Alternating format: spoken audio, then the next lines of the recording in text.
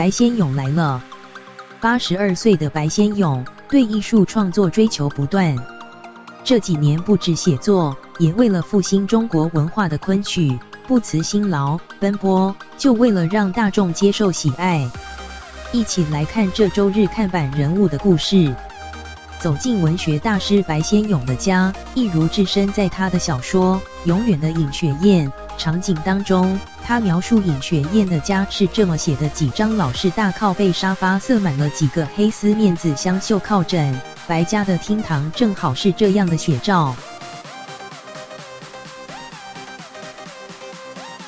作家、昆曲制作人白先勇，这个房子大概是60年代买的。后来我重新装饰了房子家中的这一整面书墙，排满各种类书籍，其中白先勇最爱的《红楼梦》各版本就有一整柜。他从年轻看到老，百看不腻，每一章回到背如流。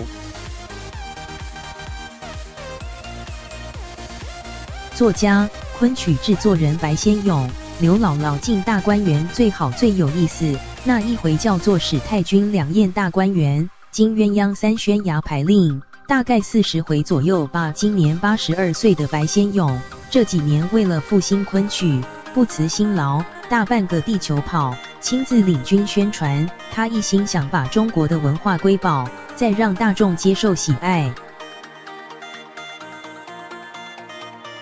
主持人方念华，为了这个青春牡丹亭，你觉得对于你的后中年的整个人生心境，它带给你的一个最大的安慰是什么？年轻的观众都回来了，所以在现在看昆曲的时候，是黑头发都要多于白头发。这位文学大师对写作的追求不倦，对传达艺术情与美的执着成为他一生信仰。看他面色红润，中气十足。82岁的白先勇和尹雪艳一样，总也不老。